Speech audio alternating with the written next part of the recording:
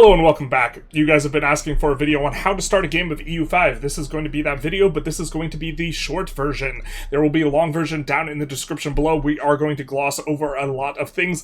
This will be kind of for beginners and intermediate players. Beginners just showing a lot of the things we're doing, and intermediate kind of giving some strategic ideas. But we're going to be playing as Egypt. First thing we do is we check our content. We're specifically looking for things that are going to warp the way we play. Something like the Masters of the Nile, which is going to give us prosperity so we don't have to get it from something like decentralized bureaucracy. Another example of this is Castile. Gets Crown of Castile. It's locked in permanently, and so this is going to give them progress towards aristocracy, so a plutocratic plan might be harder as them. We're going to click on Egypt. We're going to click play as Egypt. We're going to cover our eyes because we're going to get flashbanged, and then we're going to set about determining where we should be focused on in terms of power base, a greater kind of geographical consideration for what we're doing, because a lot of things can be changed in terms of where our capital is and also where our markets are, but we cannot change a bunch of things that are geographic in nature, and this is what we're going to be cruising through, like population, which is very important, development, which is kind of important, and then resources, which is quite important. Notably, the plus signs does mean we're getting a bonus in terms of outputs on a bunch of these things, making the Nile Delta a very nice place to be. We also want to have a big kind of open area of topography where we are going to be having flatland, and either farmlands or grasslands on the vegetation is going to be a good kind of indicator of where to focus on, and so this is going to be useful. Also, geographical considerations are here. We see we're mostly going to be ocean oriented, and we know that we have really high population with decent RGOs, and so we're probably going to want to be resource oriented. This informs our values as well. Also, we want to know kind of where we want to expand, potential threats, these types of things, what we're looking around for. So let's say the Ottomans are spooky, but we're the one who knocks. We would improve relations with the Ottomans, and then also improving relations with the subjects in terms of diplomacy is a reasonable thing to do. We are going to want to marry people, and because our APM is too high, music is getting loud. We see that, could we maybe marry you? And then you'll say maybe, positive, negative, okay, we'll see, and then we will get marriages on our heirs. Now, once we've kind of decided where we want to focus on, we are going to be focused on here. This is going to be, do we want to move our market or our capital? The answer to this question is going to be no, but an example of someone who would want to move or change their market is Austria. They'd want to have their capital in Vienna, right? But their Vienna capital has no market access, so something you can do here is create a market, and this will give them a lot more market access. You really want to have overlapping control and market access and be playing around this. Another example of maybe moving your capital is eventually Spain would probably want to move their capital from here, Valladolid, down to Sevilla, but we won't kind of belabor the point there. Just an example of someone who'd want to move their capital, but as a big function of the rivers, we actually don't even want to overlap our capital and our market because we project a market access better upstream and control better downstream, and so overall we'll have a lot of control and market access. Now, something you may have noticed looking at control, we have a lot of zeros. Part of this is because we don't have areas that are fully integrated or fully cored, rather, they're just integrated. We will have to accept cultures in order to do this, and this is something that is worth checking at game start, but we will just accept Levantine, so we will get some cores when we unpause and go through it a little bit. Now, we are going to come and take a look at the layer of kind of our national stuff going on, and we're going to take a look at our values and just see what we might want to change / lock in, and we see that we have currently a trend towards free subjects. We want to go serfdom because we have good resources and because we don't need the prosperity as much as a result of our advance that we're going to be getting age 3, and we also want to be locked in on communalism because we really want revoke privilege cost coming back into estate privileges. The reason why is we have 3 bad estate privileges. We have banal lordship, which gives minus max control. We have wife payments, so hopefully I pronounced that right, which gives minus tax efficiency, very important modifier, and then we have this, which gives us a trend towards decentralization, but since the revoke cost scales with estate power, it's going to be cheap to revoke the one on the commoners, so we're going to do that immediately, and then we are going to set about trying to get a trend towards centralization, which we want, and lock in our trend away from both free subjects and also communalism. So what we're going to do is we're going to pick some things up for this. We are going to lock in our trend towards serfdom by going nobility controlled serfdom, and then we are going to lock in our trend towards communalism by doing this. That way we do not backslide towards individualism now, and we do not backslide towards free subject now. The point is we're trying to get a lot of things that are going to be related towards where we want to push, and we are keeping an eye on what is happening with our satisfaction of our estates, and also what is happening in regards to our legitimacy. We don't want to drop too low on that, but we are going to grab the things that are going to be giving us centralization as well. And so now we will be just barely having a bit of a trend towards centralization. We want to get that, or decentralization, we want to get that to be a backslide towards centralization. And so we will come in and we are going to specifically appoint nepotism only. We're going to appoint the crown prince in here, and we are going to also want to gain a lot of legitimacy early, and so we're going to do this. We'll probably switch this up to stab. Do like the cabinet actions, generally speaking, that are more oriented towards your entire nation. Oop, didn't want to get that guy. We wanted the nepotism guy. There we go. So that's going to be good. Also important is going to be promoting this guy to a head of cabinet. We ideally don't want to go below 50, but we did right there. And then also here, we are going to be taking a look at crown power. Now, crown power, we just added a bunch of percent modifiers. 1 for crown being a head of cabinet, a crown character, and another 25% from having these guys in the cabinet. When we unpause, this is going to go from 16% to 25%. This is really important because negative tax efficiency, a nasty modifier. We can get another 25% by putting a crown character in charge of the army as well. So we'll just do this, and we will look to probably not have our ruler in charge. This guy looks good enough, and so we will kind of have handled a lot of our internals. As far as laws go, you usually want to check distribution of power. Often this is a good one to change. Favor the ruler is often good early because it is going to be giving you max tax, which is important, and also crown power. For us specifically, we also want to get off of local courts because this gives minus max control and trend towards decentralization. We specifically want central council. If we swap all this, we'll get another 0.3 trend towards centralization, so we'll be getting 0.43 trend towards centralization after our first parliament and making those couple of law changes. Specifically on our government reform, we do get another government reforms in 5 years, and we're actually going to wait for one of the better ones that gives progress towards centralization and crown power. And so that's kind of most of our internals figured out, but also we want to do tech. Generally speaking, if you want to swap religions, you want to kind of avoid researching too much of the faith stuff, but we don't really want to swap religions, and so we're just fine doing that. I really don't like the kind of new Zoom menu, but we're going to go with some of those features, and that will be fine for us.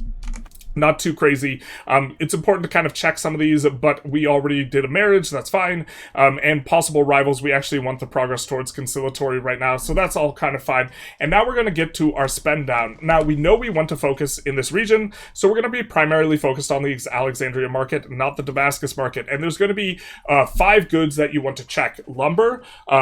Lumber, masonry, sand, tools, and glass. And what you are looking for is that you have a surplus of that good. And if you don't have a surplus of that good, or the burghers are importing, you might want to consider adding that good in order to collapse the price. If you have a positive amount of a good, the price will come down. Or if the burghers are exporting the good, the price will come down. You see burghers are exporting sand. We know the price of sand is going to get cheaper. The price is going to come down. And in particular, when you do this, you also want to take into account how many people are in your market. If you are the only one in your market, kind of what we have going on, just our subject of Barca over here, you will be the only one benefiting from collapsed prices. If you're someone like Venice, you don't necessarily want to collapse prices because Venice, in terms of lumber in their market, is going to have a lot of burghers importing, so they would have to build like 14 lumber in order to collapse the price, and then it will be not only them that benefits, but everyone else as well. And what the benefit is going to be decreased prices for all of your goods. This is going to be a very important thing. And so if we look here, we will see that we are not paying just 33 for this. We are paying a very large amount because we are getting a penalty from expensive lumber. We are going to ignore this with our build out, but in theory, we would want to resolve these price collapses first, starting with masonry and then working our way towards, or starting with masonry and lumber, generally speaking, for this. And so with this kind of in mind, actually one more thing is we also want to check for really profitable opportunities. We could sort by what has the most expensive price, and this will tell us a little bit, but sometimes the price prediction is not very good. And so sorting by goods balance can also be useful because something that has a really negative balance is going to go up in price.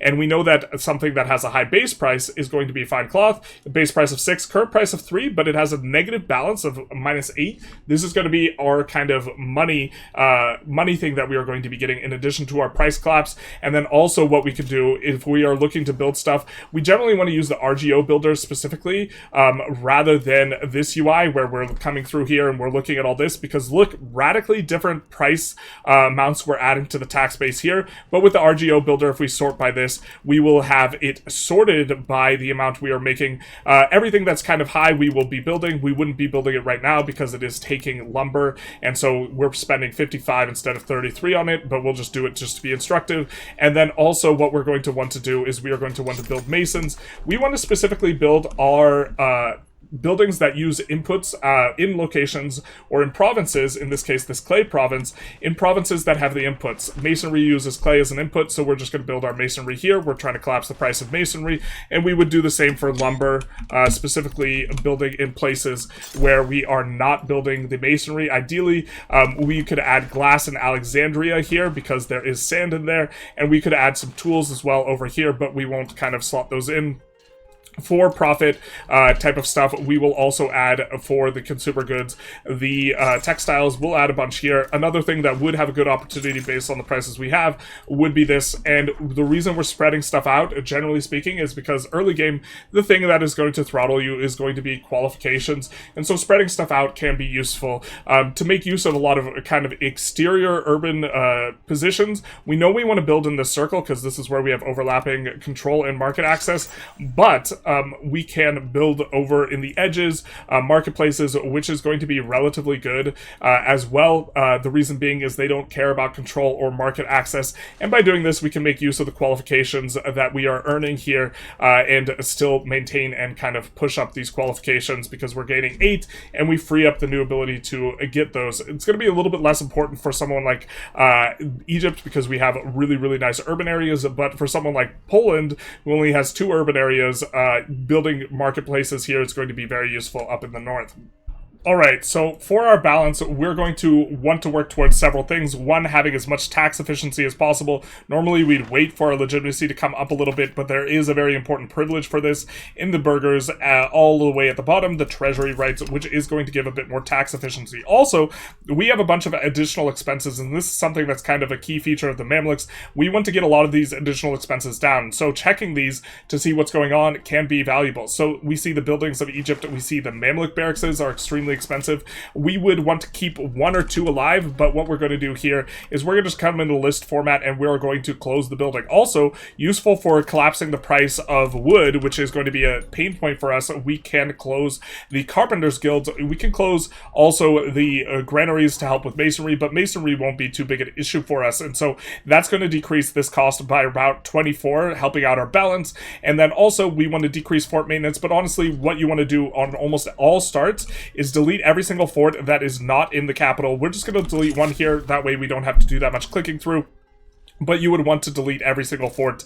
And then also army maintenance. We don't really need this big a standing army early on, especially because we have so many levies, although standing armies are a lot stronger now than they used to be. But we're going to detach all of our, in particular, Mamluks or infantrymen, and we're just going to delete them. Infantry aren't as good early on anyways, and we need to keep at least 1 unit in order to have a crown power character in charge. Notably, probably worth it for us to build a boat to put a crown power character in charge of for 25% crown power. But coming back to it here, we've resolved kind of a lot of our major expenses, and so we're actually going to kick up our cost of court. We want to get that legitimacy early. We're going to kick up our minting because we know that we can afford to be minting 10%. It's just not showing in the UI right now. And generally speaking, what you want to do is if you're getting virtually nothing from the slider, just kill it for the satisfaction bonus, and also the satisfaction on the llama is good. And then other than that, generally a decent practice is to automate the trade slider. But you notice here, or the tax slider, you notice here we don't have enough satisfaction to support 50 satisfaction and max tax here.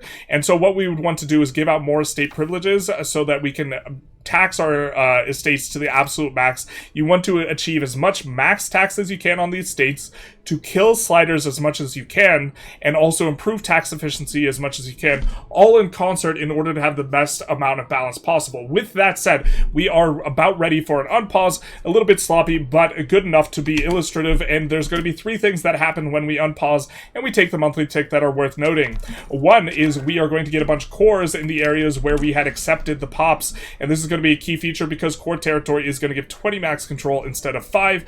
2, our crown power is going to go from 16 to 25 as a result of all the modifiers we got through nepotism.